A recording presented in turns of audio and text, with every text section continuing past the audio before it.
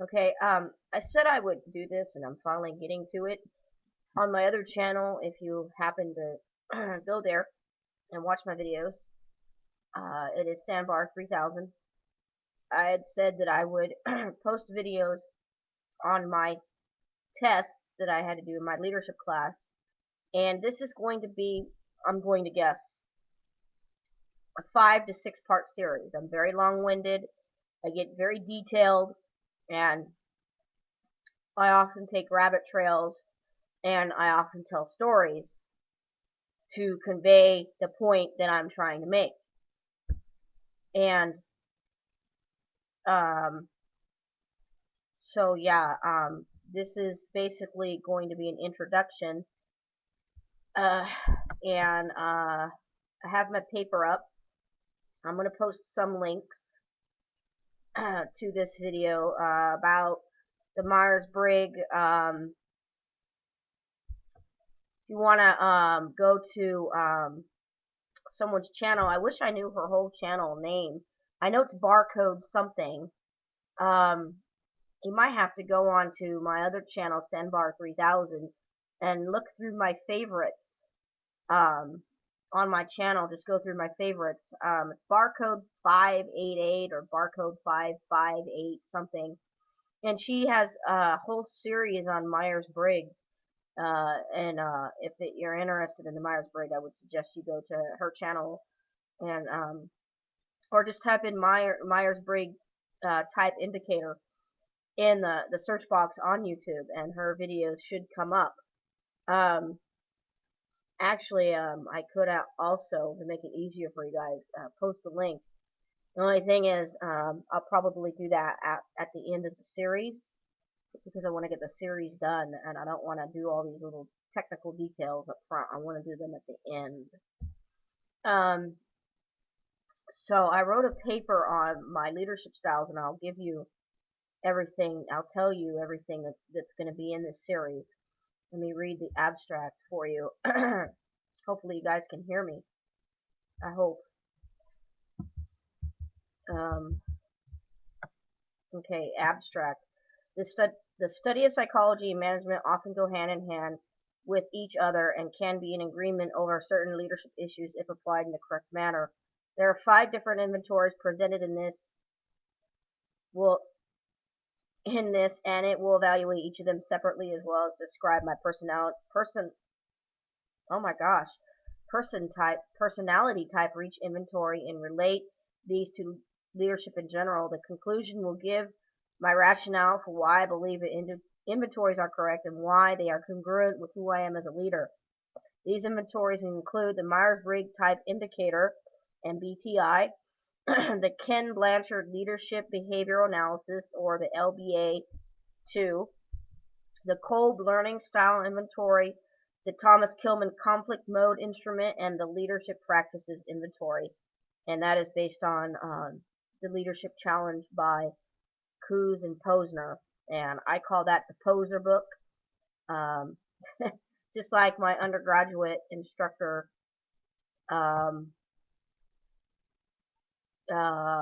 Brian, Dr. Brian Kirby White, calls it the Poser book as well.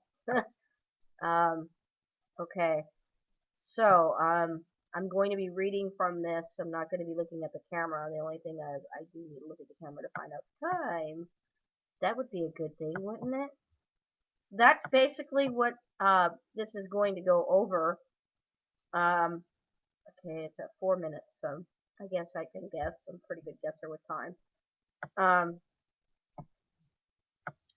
Now, I took the test before online. I took the real test before, back in '04, and then back again in '06. I was required to take it to be a tutor.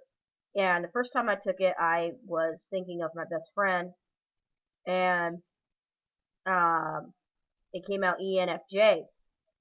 Well, we just talked about this about 6 months ago or a year ago, and I said, I think you're ENFJ, and I kind of broke it down, and she said, you're right.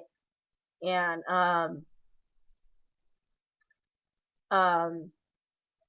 So yeah, when you do these tests, you have to be very honest about yourself, because if you're thinking about what you want to be like, then your test result will be your ideal self and not your actual self. And like I said, I took this test several times online. There's so many places you can go online to take the mock Myers-Briggs to find out what personality type you are. And I've taken it, and each time it's slightly different.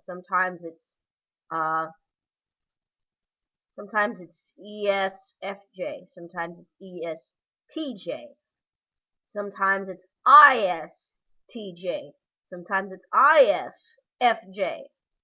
The only thing is that I'm always a J.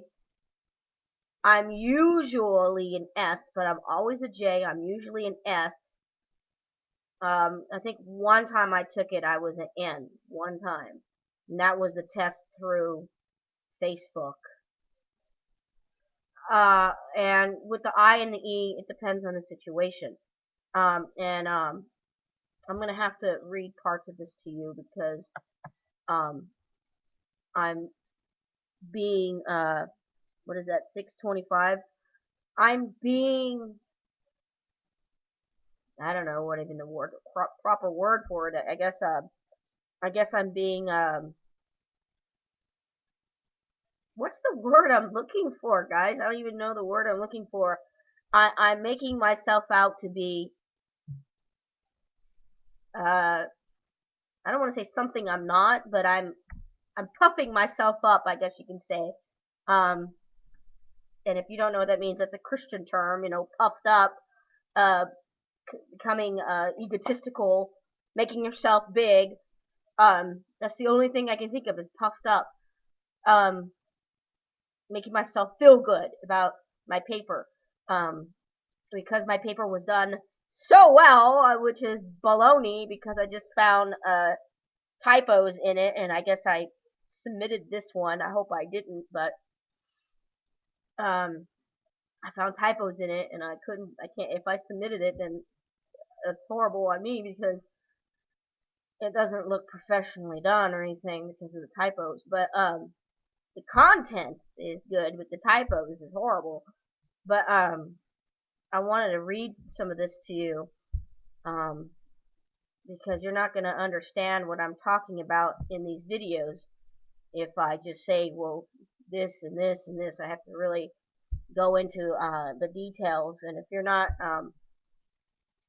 really interested in how I, as a person, how it all comes together, because everything in here comes together with Asperger Syndrome, I believe. Everything comes in here with me and AS. And I'm not saying that you can't be an INFP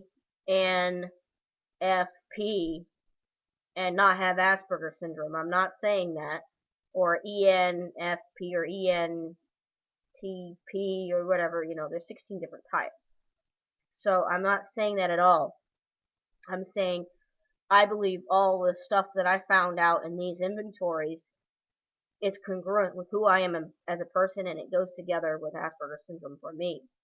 So that's my introduction video, and part 2 will be coming up shortly.